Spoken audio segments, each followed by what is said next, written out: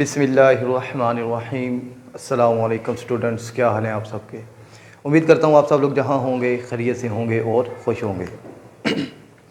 तो students, 9th class की mathematics हम लोगों ने स्टार्ट की हुई थी। तो एक्सरसाइज 1.1 और 1.2 हमने काफ़ी डिटेल के साथ डिस्कस कर ली है।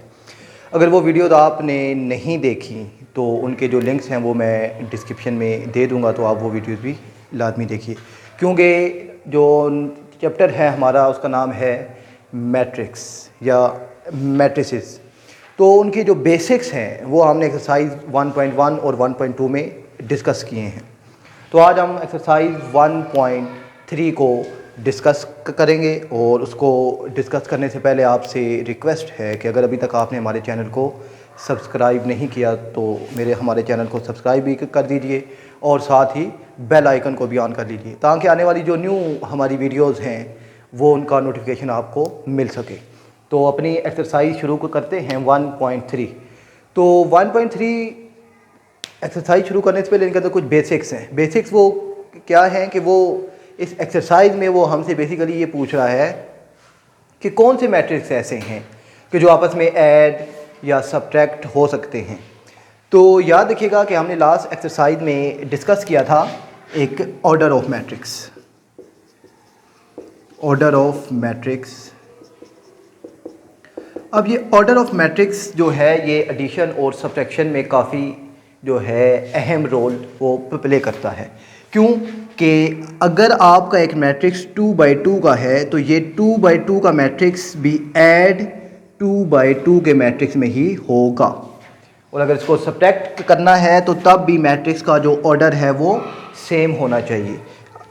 इसकी एक जो है एग्जांपल वो भी मैं आपको दे देता हूँ कि लाइक कि हमारे पास एक मैट्रिक्स है 1 2 3 4। ये एक मैट्रिक्स है हमारे पास, और इसको मैं ऐड कर रहा हूँ 4 5 6 7 मैट्रिक्स के अंदर। तो अब आप इस मैट्रिक्स का अगर ऑर्डर देखें तो 2 रोज़ हैं और 2 ही कॉलम्स हैं। तो इस मैट्रिक्स में भी 2 रोज़ हैं और 2 कॉलम्स हैं। तो ये मैट्रिक्स आपस में ऐड हो सकते हैं।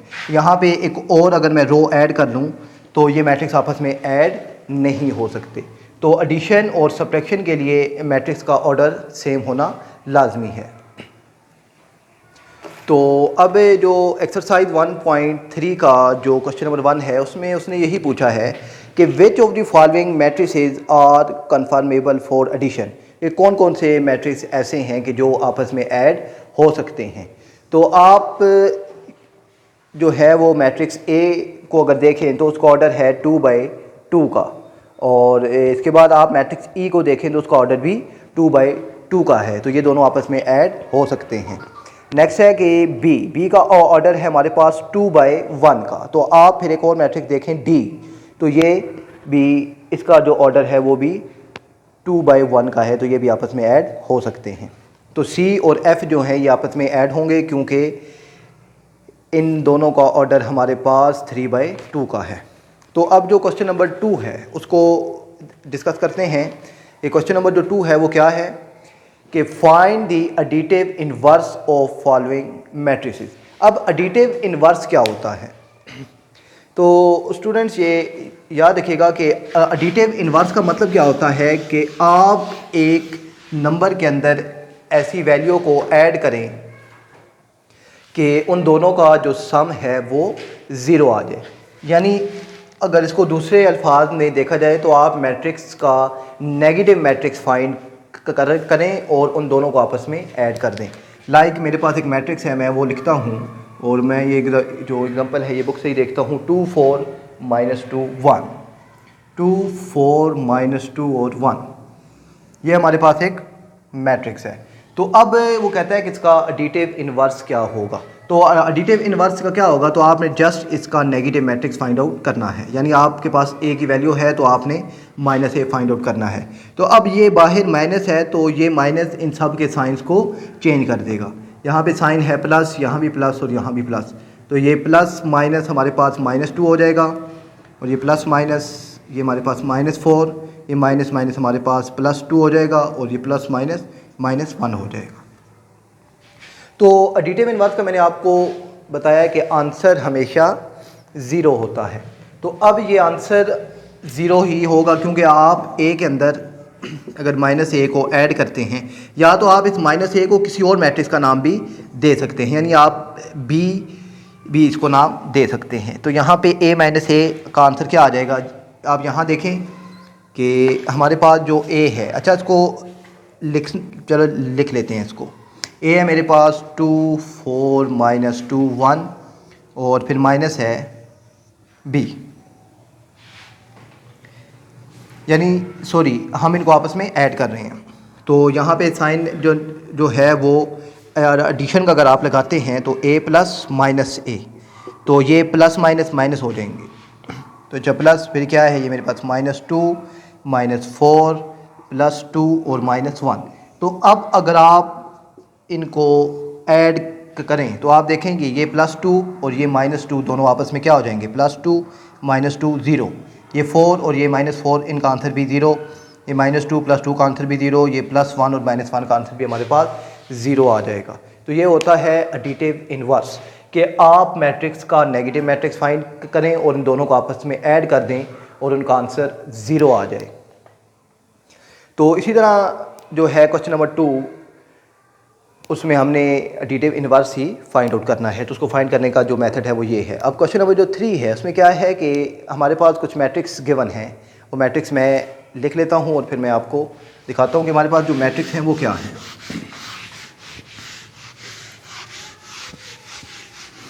अब मैट्रिक्स हैं स्टूडेंट्स हमारे पास के एक ए मैट्रिक्स है। ए मैट्रिक्स हमारे पास -1 2 2 1, -1 2 2 और 1। इसी तरह हमारे पास एक और मैट्रिक्स है बी, वो भी मैं लिख लेता हूँ कि बी क्या है मेरे पास 1 -1 1। अच्छा, तो अब वो मुझसे डिमांड कर रहा है क्वेश्चन नंबर 3 के पार्ट 1 में कि आपने ए मैट्रिक्स को ऐड करना है 1 1 1 1 इस मैट्रिक्स के अंदर। तो अब ए मैट्रिक्स की जो ऑर्डर है वो क्या है 2/2 का। तो इस मैट्रिक्स का ऑर्डर भी मेरे पास 2/2 का है। तो ये दोनों आपस में ऐड अप हो सकते हैं। तो इनको अगर मैं आपस में यानी ए की जो एंट्रीज हैं उनको अगर मैं लिखता हूँ तो -1 2 2 और 1, ये एंट्रीज मैंने यहाँ पे लिखी। इसके बाद इन दोनों आपस में ऐड हो रहे हैं तो मैं इनको ऐड करता हूँ 1 1 1 और 1। तो अब ये इन दोनों का जो आंसर है वो मेरे पास क्या आ जाएगा।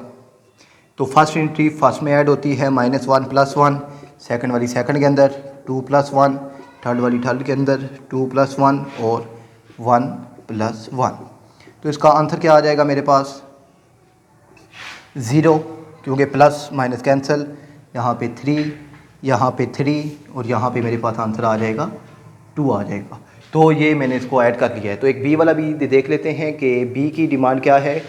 कि इसका जो क्वेश्चन नंबर 6 है वो ये बस फर्स्ट ये कह रहा है कि -1 और बी, इसको आपने सॉल्व करना है। तो बी यानी जो है हमारे पास वो क्या है, यानी बी को आपने नेगेटिव मैट्रिक्स फाइंड आउट कर लें, यानी बी को आपने -1 के साथ मल्टीप्लाई करना है। तो बी क्या है 1 -1। तो जब ये माइनस अंदर मल्टीप्लाई होगा तो हमारे पास जो आंसर आ जाएगा वो क्या आएगा। तो यहाँ पे जस्ट यहाँ पे प्लस साइन है तो ये प्लस माइनस -1 और ये माइनस +1, तो ये हमारे पास का आंसर आ जाएगा। तो इसी तरह मुख्तलिफ पार्ट्स हैं, उसने सी भी दिया है और डी भी दिया है और कहता है कि इनको सोल्व करें। तो जैसे कि अब ये क्वेश्चन नंबर 5 है, जो पार्ट 5 है वो भी थोड़ा सा देख लेते हैं कि मैट्रिक्स को आपस में मल्टीप्लाई कैसे किया जाता है एक रियल नंबर के साथ। रियल नंबर के साथ मल्टीप्लाई करने का मतलब क्या है कि जैसे उसने डिमांड की है मेरे पास 2a, तो अब ये 2 और a जो मैट्रिक्स है वो क्या है, वो है -1 2 2 1, -1 2 2 और 1 है। तो अब ये मैट्रिक एक रियल नंबर के साथ मल्टीप्लाई हो रहा है। तो ये क्या आ जाएगा यहाँ पे 2 1 टाइम या 2 1 2, माइनस भी साथ आएगा, यहाँ पे 4, यहाँ पे भी 4 और यहाँ पे 2। तो ये एक रियल नंबर के साथ अगर किसी मैट्रिक्स को मल्टीप्लाई करना हो तो हम ऐसे करते हैं, वो रियल नंबर अंदर तमाम एंट्रीज के साथ तमाम वैल्यूज़ के साथ मल्टीप्लाई हो जाता है। तो अब इसका जो क्वेश्चन नंबर 4 है और 5 6, 7, 8 ये इंशाल्लाह हम लोग नेक्स्ट वीडियो में डिस्कस करेंगे। तब तक के लिए अल्लाह हाफ़िज़।